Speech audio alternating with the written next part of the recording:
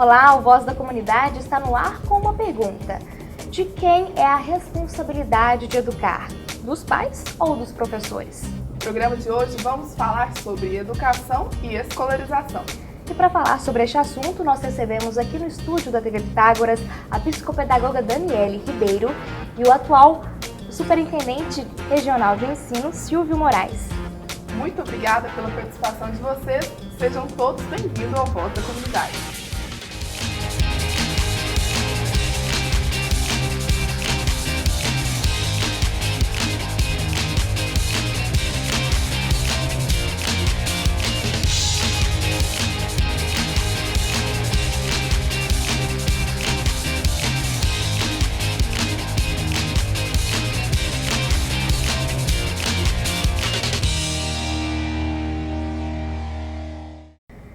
A gente ouvir no dia a dia que a educação vem de casa, vem de berço, mas e na prática? As crianças de hoje têm sido bem educadas? Ao decidir ter um filho, o casal sabe quais são as responsabilidades com essa criança?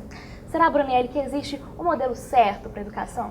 Pois é, Nayara, e principalmente há muitos erros quando falamos em educação, né? Quando os pais tentam transferir essa tarefa para os professores ou para as escolas, e por incrível que pareça, ainda há pais pensando que a responsabilidade de educar é dos professores sozinhos. E é muito comum a gente ver isso hoje em dia, né? Tem se tornado cada vez mais comum. E para a gente abrir a nossa conversa, eu quero começar com você, Daniele, para você explicar para a gente quais são as diferenças entre educação e escolarização. Bom, boa noite a todos. Na verdade, são totalmente diferentes, né? Questão de escolarização com educação. A educação, ela é responsabilidade dos pais, né?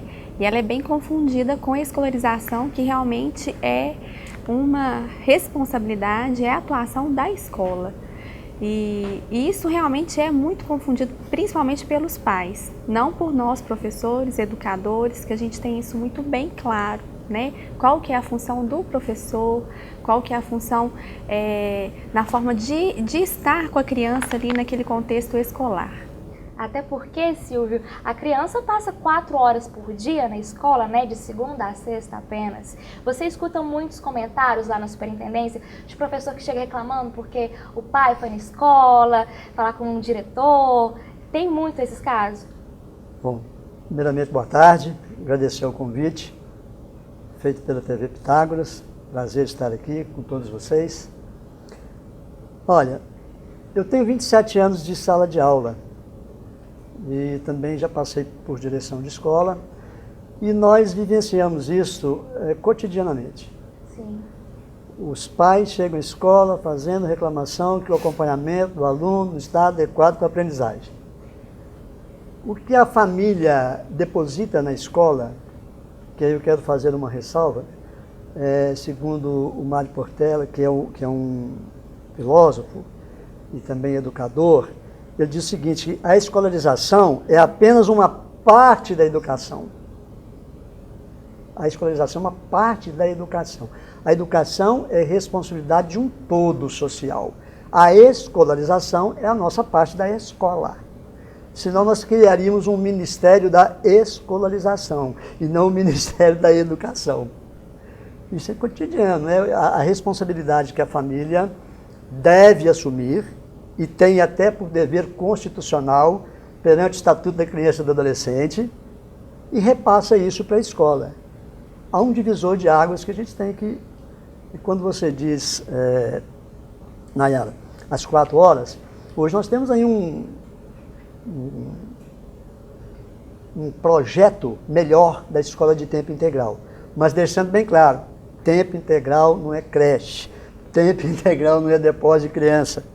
Né? É o que é a educação formal, que nós chamamos dessa educação científica, né? Com a cultural, com a informal, que deve estar acoplada dentro do tempo integral. Mas vai surgir as mesmas questões, né?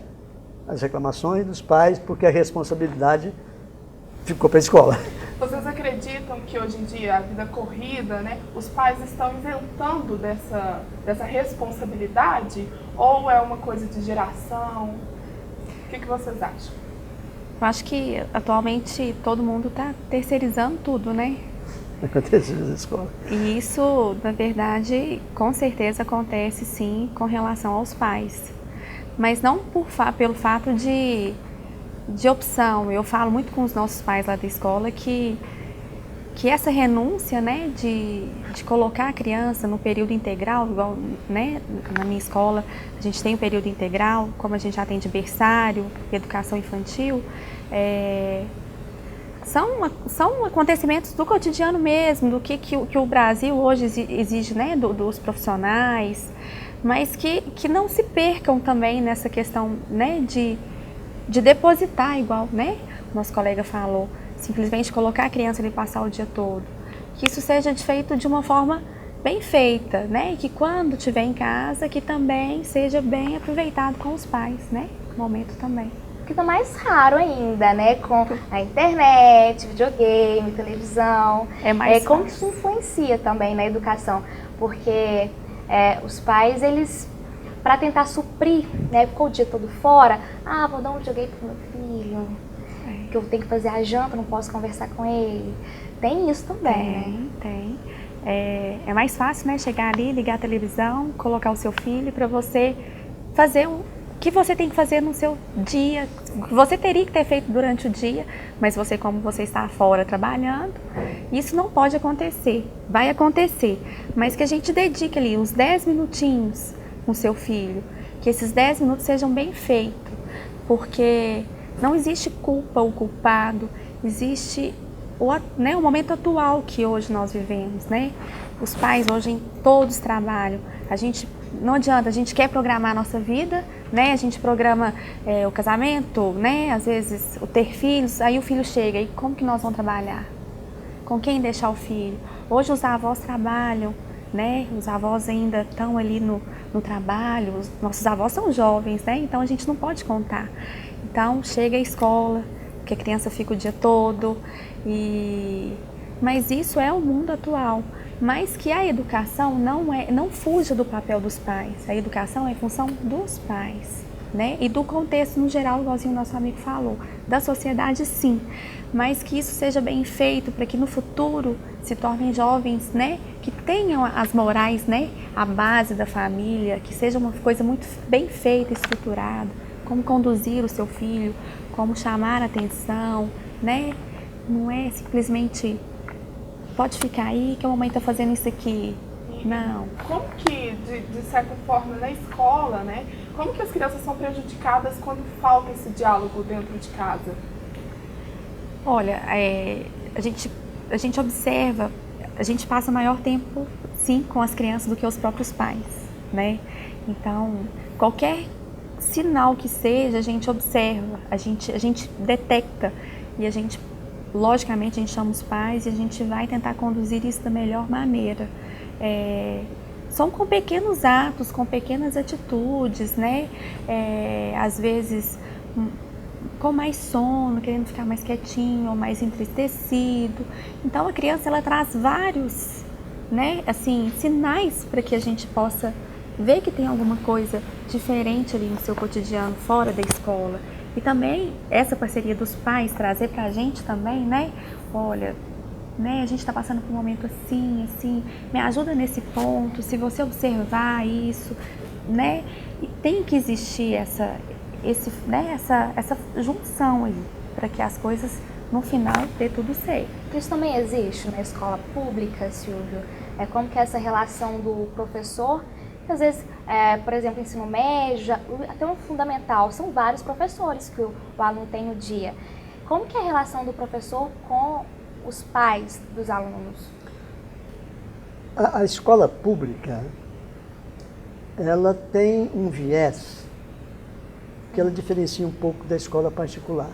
Sim. Até então, porque o processo do colegiado, ou dos colegiados das escolas públicas, tem uma abertura muito grande em termos de participação da família enquanto membros do colegiado. Isto inclusive agora com essa nova filosofia que nós já estamos começando a implantar no estado de Minas Gerais, a partir da secretária de Educação, a Caia Evaristo, a participação do colegiado enquanto responsabilidade de um todo da escola. Então, as relações elas vão melhorando. É óbvio que ainda nós temos uma série de acertos a serem feitos. Mas quando eu pego, nós falamos aí da tecnologia, né? A escola tem que estar atenta sim à tecnologia. Mas nós não podemos ser submissos à tecnologia. Sim. Em que parte você vai usar a tecnologia para o seu filho e para o aluno dentro da escola? Em que parte você vai pegar e ensinar para o aluno como que ele entra numa biblioteca não virtual de livros, de folha, para fazer uma pesquisa? Aí entra o processo de cidadania, entra o processo de educação, entra o processo acoplado da escolarização, entra o processo que a gente chama de socialização primária. São vários fatores. São vários fatores. Né? E eu acredito que está cada vez mais difícil ser professor, principalmente escola pública, porque você tem uma sala com 40 alunos, por exemplo, né? Tem ali 50 minutos para dar aula e tem metade da sala está no celular, Desinteressado. alguns 3 estão ali fora conversando na quadra, outros estão ali de casal lá fora. Como que é? Né? Aí tem reunião para justamente apontar esses pontos para os pais, e os pais não vão nas reuniões. E aí, como Mas é? Isso. E aí que a gente deixa... eu sempre gosto de trabalhar com esse assunto que nós estamos aqui. Quando nós temos uma escola organizada, não significa que ela seja pública ou privada, até então que na visão geral o privado também é público, porque é o público que estuda no privado, não é isso? Nós, né, seres públicos, né, da república. Então, quando você tem um colegiado organizado, você cria normas na escola. Existe uma lei federal que é proibido o uso do celular. Se você deixa, você está quebrando a sequência de uma lei e você não está passando o processo de cidadania para o aluno. Mas isso também é parte da educação primária, lá na casa. Então, se você tem normas do colegiado e o colegiado assina, e aí o colegiado são pais, alunos acima de 14 anos, professores, funcionários, né, o diretor da escola, e está compactado. Essas normas do colegiado, eu estou dizendo para a escola quando eu trabalhei 27 anos, Santa Maria de Aquino, os garotos têm no caderno as normas disciplinares. Lá não se usa celular. Então tem essa postura firme, né? Tem, lá não se entra. O aluno chega, 7 horas na escola. Claro, o aluno é livre para chegar à escola a hora que quer. Abre aspas. A hora que quer, acompanhado do seu pai, de sua mãe. Sim. E aí acaba uma coisa que nós estamos fazendo um papel, que deveria ser lá da família, 7-1, só entra com o pai. E podem fazer o teste. Lá, 7 horas começa a aula. Bacaninha, tranquilo. Sem pressão, sem o processo ditatorial, mas um processo de organização que eles precisam de aprender, porque a vida vai cobrar disso. Sim. Nós marcamos aqui hoje 16 horas, não é isso? Então, 16 horas, todos nós estamos aqui. Sim. Um processo de quê? De exemplo, que tem que partir de um todo. Não adianta de um todo. Dizer que é um todo. A Nayara tocou num assunto muito importante, né? Que às vezes, ensino médio, principalmente, tem casais, né? Estudam na mesma escola. A partir do momento que isso começa a prejudicar o aluno dentro de sala de aula, quais são, né? O que vocês fazem? Ligam para os pais? Como que funciona? De segundo grau? Bom, é o seguinte. A concepção do aluno hoje de segundo grau, por incrível que pareça, ela é muito boa. Há um nível de politização, se eles estão cobrando, a gente deixa bem claro. Existem deveres, existem os direitos. Então, quando existe um casal, vamos dar um exemplo, na sala, que está namorando, e beijinho para lá e beijinho para cá, a própria sala já está cobrando isso. por incrível que pareça, com os próprios meninos. Olha, está prejudicando a aula. Não consertou? Fala para o professor. Não deu jeito? Vai para o orientador. Aí sim, nós chamamos os pais. Aí não resolve? Aí é o colegiado. O colegiado é o órgão máximo. E você pode até tirar, se é da mesma série, primeiro ano. Você pega o garoto, põe numa sala e leva o outro para outra sala. Sim. Sem problemas nenhum. Daniele, explica pra gente quando é que a educação, o caráter dessa criança, eles são bem formados na cabeça dela. Porque tem coisa... É tudo educação, né? É o básico ali, a família mesmo que é responsável. Mas aí vai para a adolescência, chega na escola, no ensino médio, começa a desrespeitar o professor, começa a fazer, enfim, N, né? Situações até constrangedoras. Quando que isso tem que ficar bem formado para a criança? E de que forma? Olha, eu acredito que realmente a formação do ser humano se dá desde o início, desde a gestação mesmo. Cabe aos pais, né, e nós educadores, nos posicionarmos a qualquer sinal que a gente perceba de desvio de conduta, como aqueles sinais mesmo que eu falei que às vezes a criança traz de casa por estar passando um problema de separação dos pais. Então a criança ela pode trazer alguns fatores e a gente consegue intermediar ali, né? Algumas coisas que ela vivencia que na minha concepção e acredito também no nosso educador que não é interessante uma criança vivenciar, né? Não vou entrar em detalhes, mas isso chega pra gente, né? De uma forma que por a gente estar mais tempo com a criança. E isso fica guardado. A criança vai processando e aquilo ali vai moldando o caráter do ser humano. Um dia ela vai achar dentro daquela caixinha ali uma cena, ou uma fala, ou uma conduta do pai, ou uma falta de conduta que agiu de uma forma, então agora, né, eu fiz daquele jeito, né, o que eu costumo fazer, por exemplo, eu, mãe, e os pais, eu acho que hoje em dia fazem no geral, e eu tento não fazer. A gente chega no restaurante, o que você quer comer? Né? Você quer uma salada? Que carne que você quer? Não, você vai sentar aqui, a mamãe vai servir para você e nós vamos comer. Depois que você comer, você vai fazer o que você, né? O parque, quer brincar no parquinho, vai brincar, ou a sobremesa. Eu percebo muitas vezes a gente senta no restaurante e o pai chega, onde você quer sentar? O que você quer comer? Então existe essa renúncia a troca do carinho com a autoridade. Sim, o que é muito pior, né? Fala as consequências também. Lá no futuro isso vai vir, é a lei do retorno, né? Talvez o que a gente faz hoje. Tô pensando que tá fazendo por bem, não está. Tá fazendo muito pior. A gente precisa direcionar. Talvez eles tenham medo de impor autoridade hoje em dia, nessa concepção mesmo. Eu percebo por essa dificuldade dos pais de estar mais ali do lado do seu filho no dia a dia, então é uma forma de troca, né, de compensação, né? Eu estou ausente, mas quando eu estou com ele eu faço tudo o que ele quer, né? Eu deixo ele escolher o que ele quer comer, eu deixo escolher o que ele quer fazer, e isso não é legal.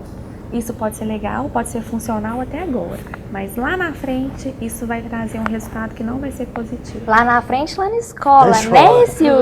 Pensa que pode fazer o que quiser com o professor, do jeito que quer. Conta um pouco dessas histórias que muitos professores devem contar lá na superintendência, né? Explica, traz alguns exemplos para cá.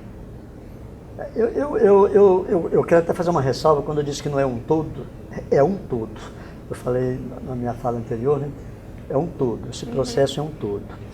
E eu sou muito mais socrático do que freudiano. E aí a gente observa isso, né? Que a Daniele acabou de dizer, essa troca. O meu presente, Você faz o que você quer, senta no lugar que você quer, está cobrindo a minha ausência. E ele vai para a escola dessa maneira. Ué, mas lá no restaurante eu sento onde eu quero, na minha casa eu faço o que eu quero, e aqui? Não, aqui você não vai fazer o que você quer. Aí o professor tem essa dificuldade. E devido principalmente os professores mais novos que estão chegando, tudo precisa de experiência. Eu estou tendo experiência, né, com 27 anos de sala de aula. Eu continuo tendo experiência como superintendente de ensino. E a vida é um eterno aprendizado. Então, por isso que eu sou mais socrático. Sim. Mas aí, esse enfrentamento ele acontece. E quando a rebeldia, né, sai de casa, onde o garoto não obedece pai, não obedece mãe, faz o que quer, e a mãe e o pai, muitas vezes, Coloca a mão na cabeça. meu filho é um santo. Né?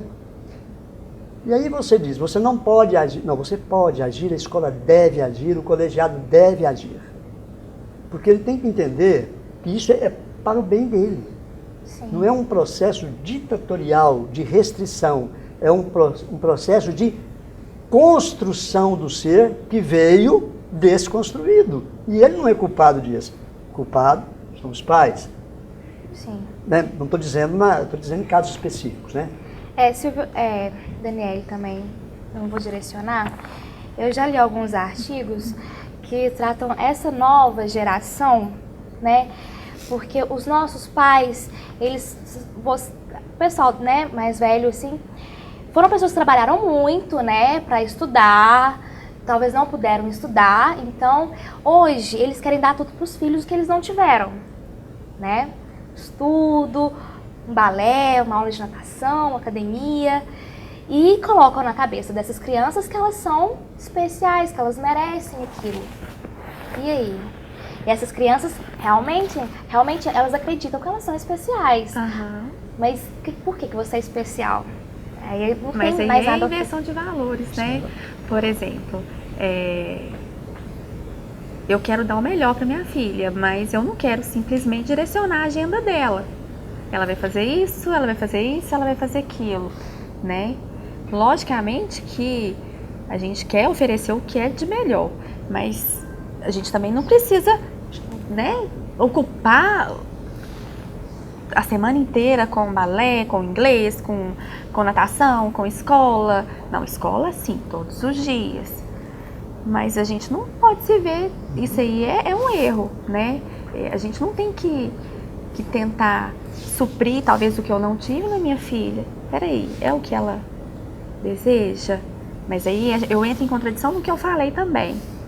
Eu tenho que conduzir. Mas a gente, como pai, como educadores, né, os primeiros educadores, a gente tem que saber pesar. Até o que é bom, o que não é bom, o que ela precisa, o que ela não precisa. Ela não precisa de tudo, porque senão tudo para ela vai ser muito fácil. Acabou o gradativo, né? Exatamente. Eu aconselharia os pais, né, mães, lerem Zorba, o grego, né? Acho que seria muito bom, não? Fica a dica. Fica a dica pro pessoal, né? Quando você pega a borboleta no casulo morrendo, você fica ali preocupado e começa a aquecer com o seu ar, e ela morre, né? Por quê? Porque ela precisava do sol e não do meu calor. Né? Então você pega a criança e dá tudo para a criança, aula de balé, isso. A criança quando chega a 14 anos está estourada. E ela esqueceu de quê? Total, né? O que a família esqueceu de deixar ela ser criança. Pulou, né? Essa fase da idade. Nosso bate-papo está muito bom, mas agora a gente vai para um breve intervalo. E daqui a pouco a gente volta falando mais sobre educação e escolarização. Fique por aí, porque o Voz da Comunidade volta já já.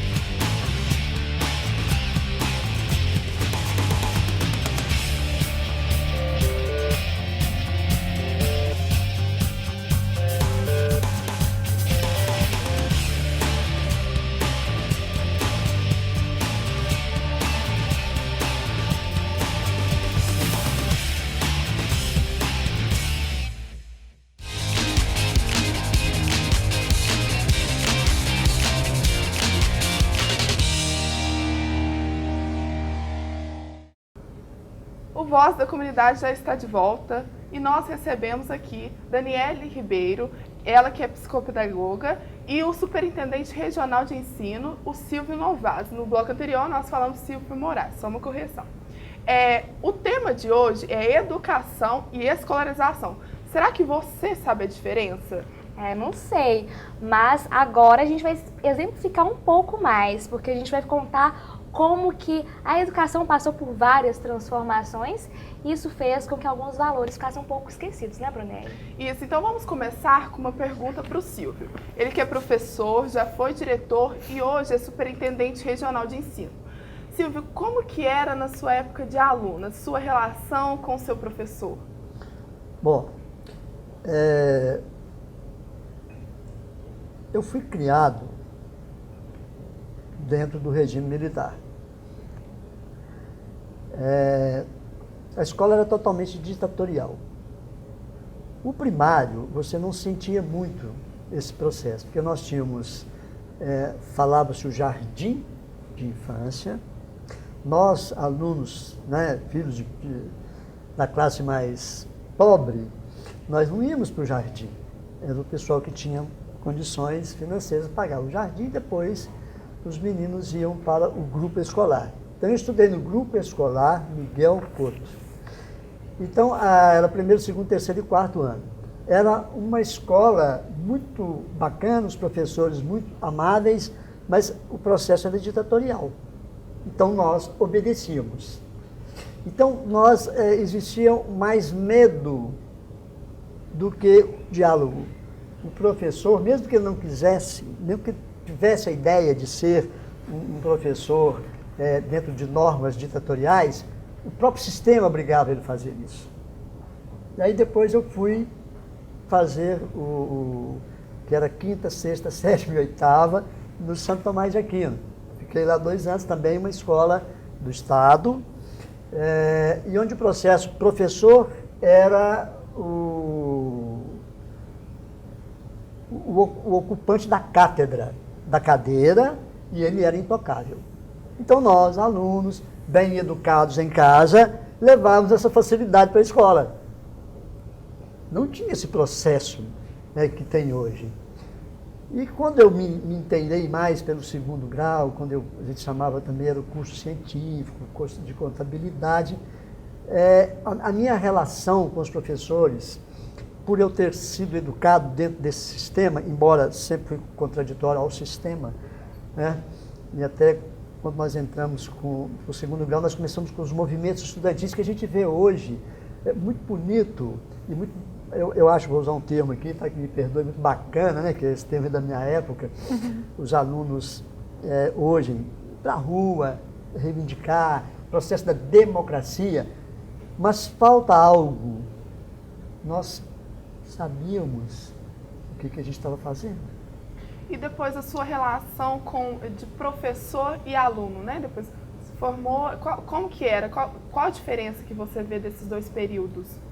Olha, eu me coloco, eu tenho muita saudade e muito apreço pelos meus professores. Muito, conheço muitos deles, graças a Deus estão vivos por aí. Quando eu digo conheço, porque os que já foram, a gente também não deixa de conhecê-los.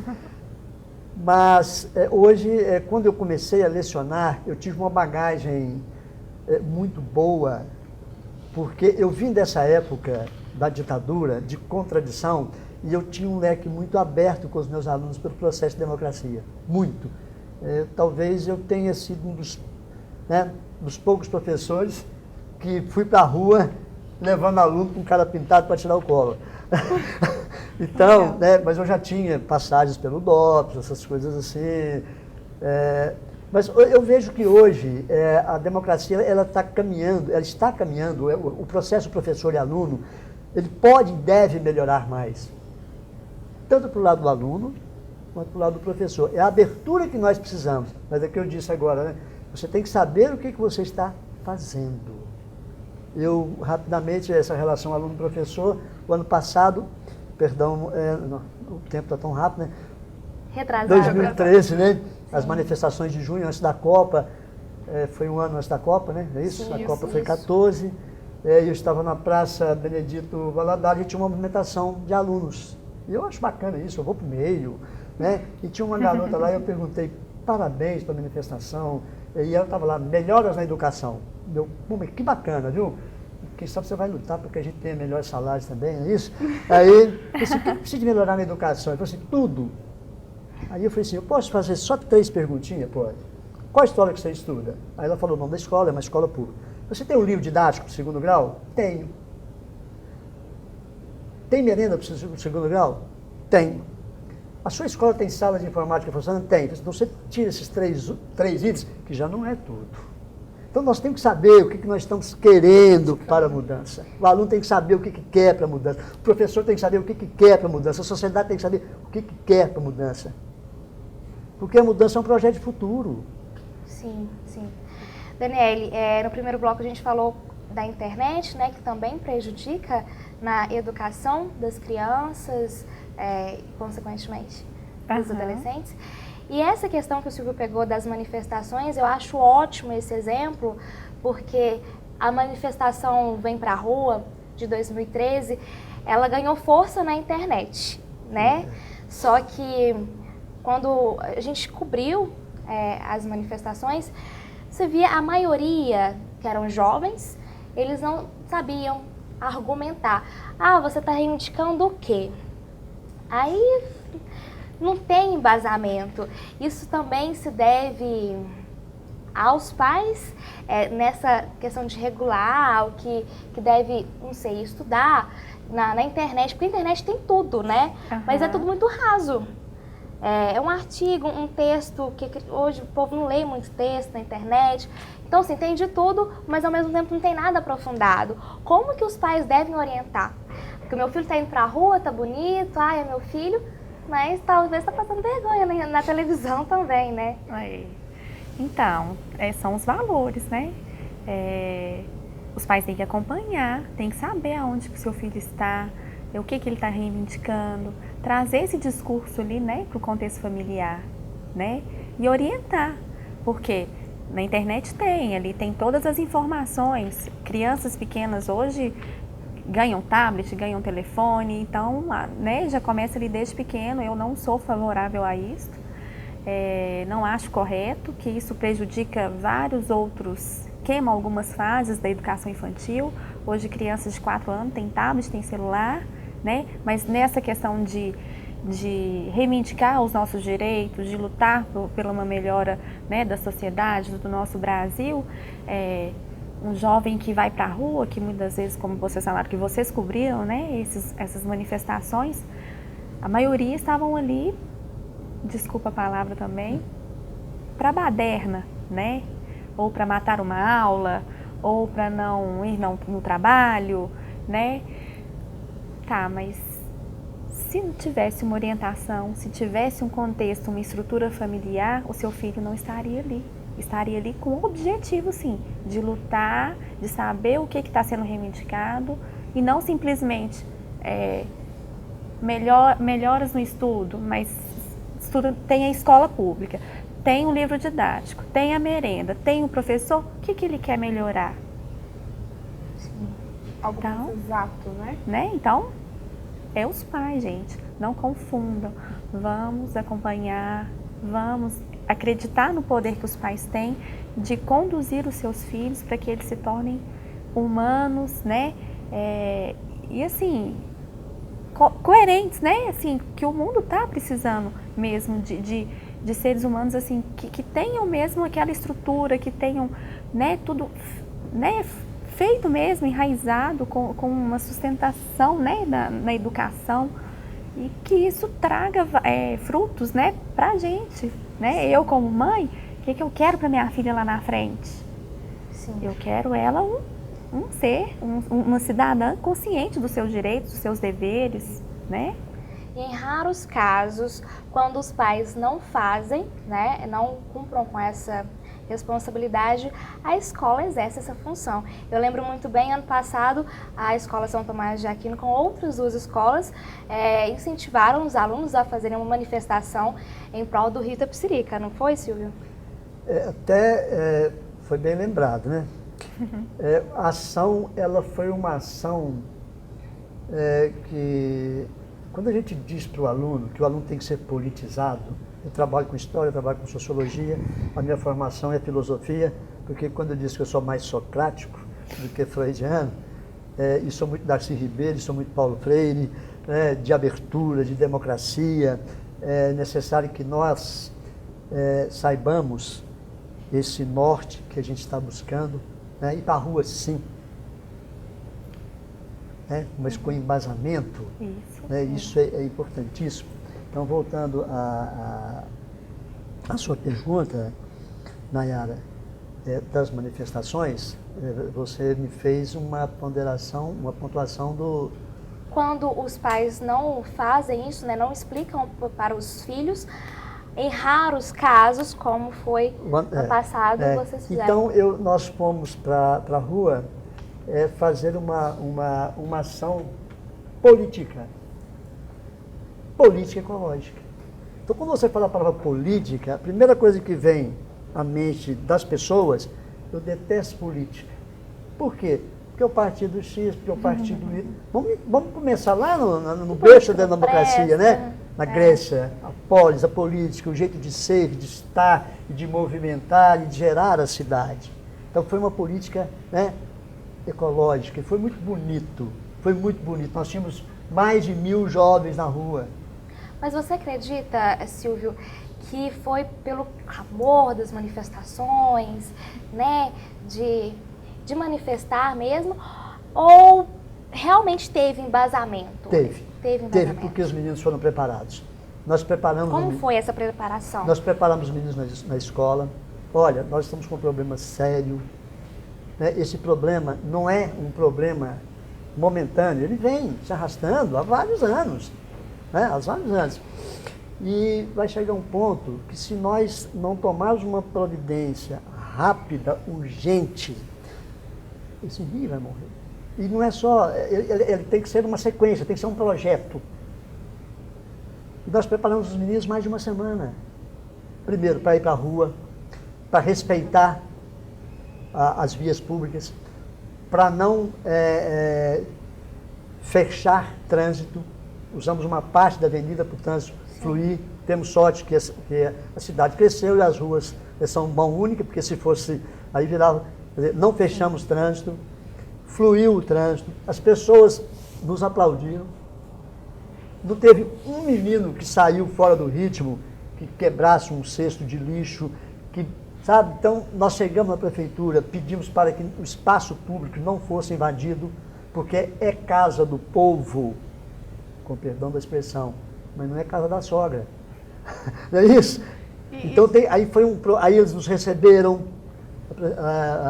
foi muito bonito, e eles aprenderam, puxa, mas que bacana, né? Esse processo da democracia, a gente, sabe? Então, eles entenderam que quando eles agora vão para a rua, esses que foram, eles têm um norte para saber o que estão fazendo e como que as coisas devem ser feitas, organizadas. Porque democracia, ela tem que ter ordem.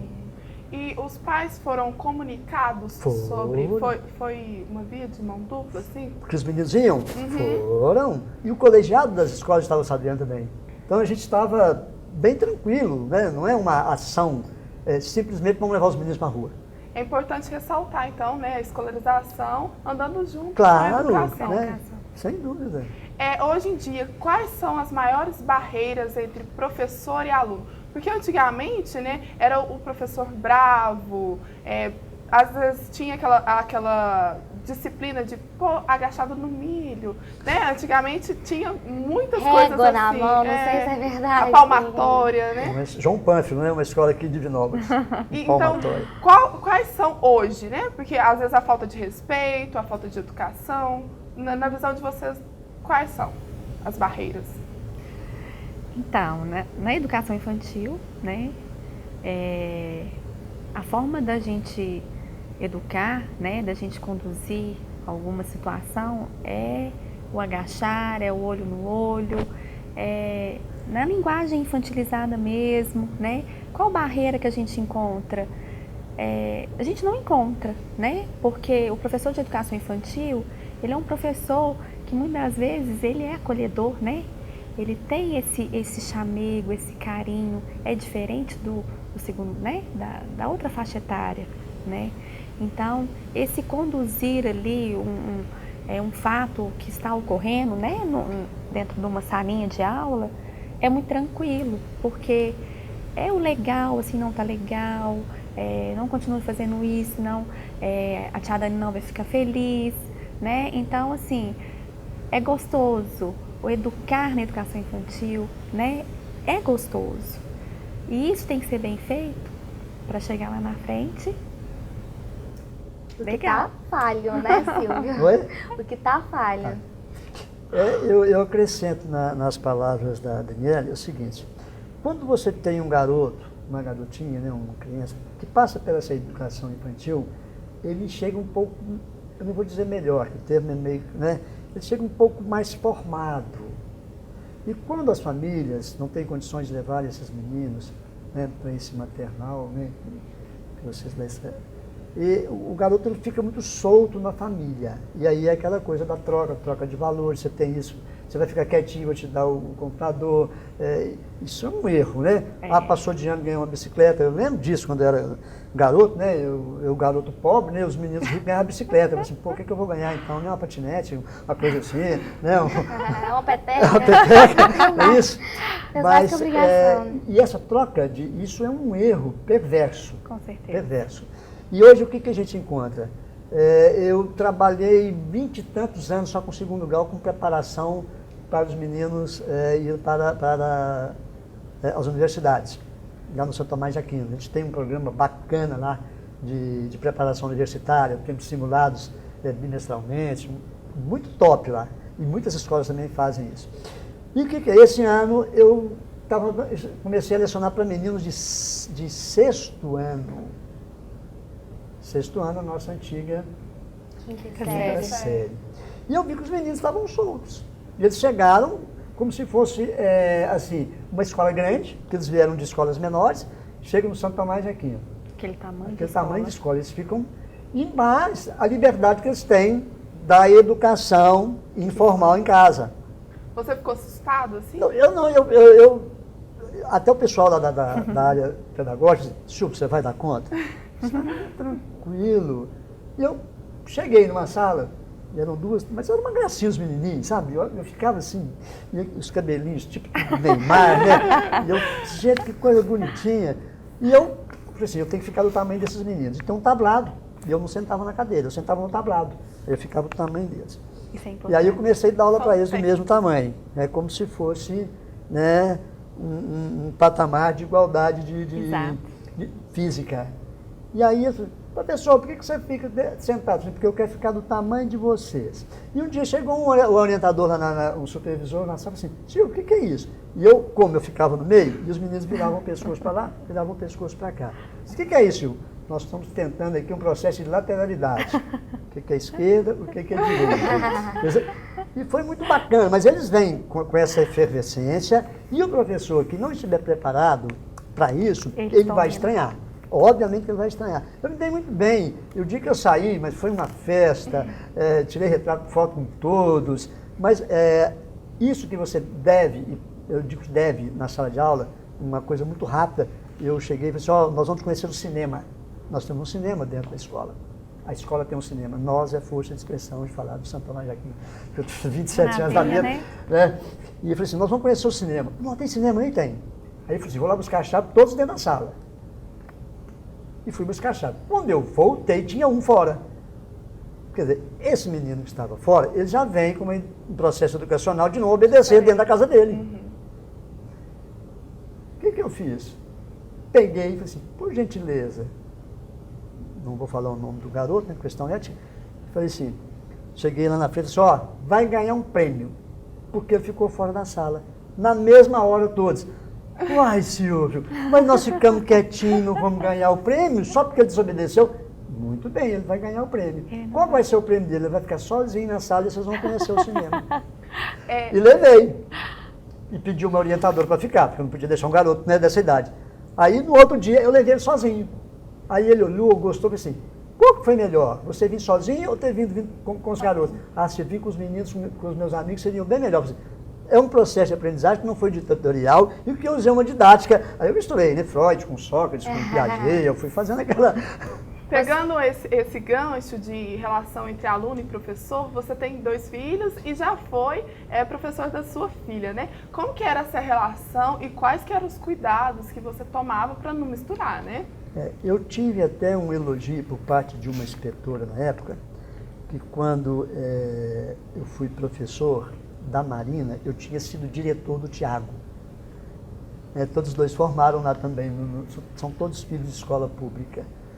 E muitas pessoas me diziam, eu sou uma pessoa que eu aprecio muito a escola particular e sempre torço porque a escola particular fica no topo, porque para a gente fazer um paralelo para ver onde é que a gente está, né? Porque o meu ideal é a escola pública, né? E meus filhos, se a escola serve para os filhos dos outros, tem que servir para os meus. Então eu fui diretor do Tiago, depois fui professor da Marina.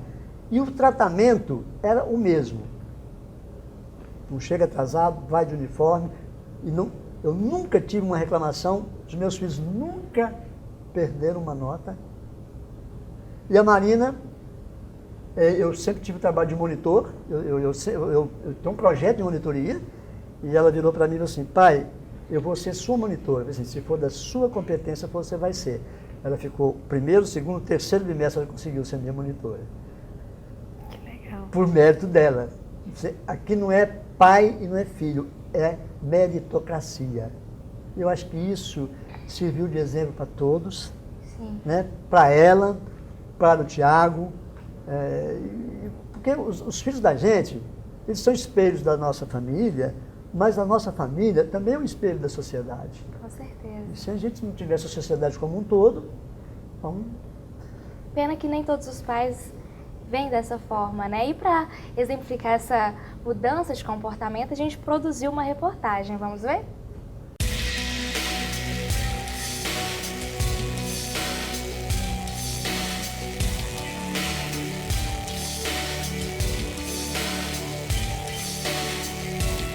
Vergonha, medo, insegurança. Sentimentos que por anos cercaram a vida escolar de muitos estudantes, inclusive da Vilma. Me amedrontava assim, mas era a quantidade de crianças, né, os colegas, tal, os diretores da escola, né, a direção da escola, os funcionários, e muitas vezes assim, bravos, né, bem rigorosos na época, e sim, às vezes o medo mesmo de encarar, né, ter vergonha de alguma coisa assim, isso tudo me... assim, barrava bastante, sabe? Eu tinha muito medo. Mas hoje ela percebe o quanto a educação escolar mudou. Tá assim, bem defasado. Eu acho que tá bem defasado, acho que falta também a motivação de quem tá ensinando, entendeu? Mas assim, tem a questão de as crianças talvez não teriam o interesse que as crianças antigamente tinham, entendeu? Ainda existem pais pensando que a responsabilidade de educar os filhos é dos professores. Mas existe uma grande diferença entre educação e escolarização. A escola, ela tem um papel fundamental na formação e na educação das crianças, dos estudantes. Mas a educação primária, de saber ouvir, de saber falar, ela vem do berço, mas aqui ela tem que ser trabalhada, porque senão como é que 40 vão ouvir um? O que eu acho é que a educação, ela tem os seus princípios, a sua base, e que a família e a escola têm que andar juntas para a formação de um cidadão melhor para todos, inclusive para ele mesmo.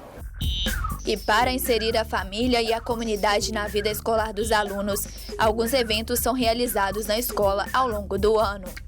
Existem vários eventos sociais já no calendário da escola, como festa junina, colação, missa, culto, baile.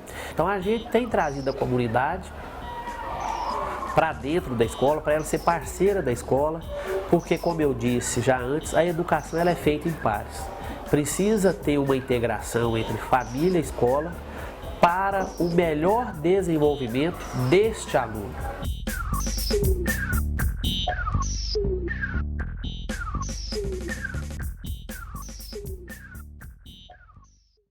Realmente muita coisa mudou de lá até aqui, né, Nayara? Verdade, né? Não tem quase nada de diferente, mas contando como era na sua época, né? E você disse no primeiro, nas primeiras perguntas, que o professor de hoje ele tem que estar bem preparado para lidar com esse novo aluno, né? E como como deve ser essa preparação, Daniela? Eu também quero que você responda, porque cada ser é um universo, ali se encontra várias culturas, né? Várias personalidades. Como que um professor vai dar conta de conseguir atender todo mundo assim, com disciplina? Ser professor tem que amar, tem que saber que o trabalho continua em casa, né, professor? Ali a gente põe a cabeça no travesseiro e pensa um pouquinho num, pensa no outro, pensa no outro. Então, como toda profissão, né, para que ela seja bem feita, para que ela seja bem executada, tem que existir amor. A gente não se torna professor de uma hora para outra, né? Isso vem de uma bagagem, eu me tornei professora, eu fui para a área de educação pela minha professora de educação infantil, do meu jardim. Minha professora, lembro dela como se fosse hoje, a minha tia Lulude. Então, eu queria ser ela, né? Então, é uma construção, né? No primeiro bloco, né? Como se dá a formação. Eu sou prova disso, né? O que eu vivenciei ali no meu jardim de infância me despertou lá no futuro o que eu queria ser, né? Então, né, a minha resposta é essa, que a gente faça tudo com amor, né? Daniele, você falou mais que às vezes as crianças chegam na escola com alguma influência, né? Quer dizer, total influência da família, e às vezes apresentam um comportamento agressivo, né? A gente vê muitas crianças que mordem. Como que se dá? O que acontece? O que vocês fazem, né? A mordida, ela é um tema muito, muito complexo, né? Existem vários fatores, né?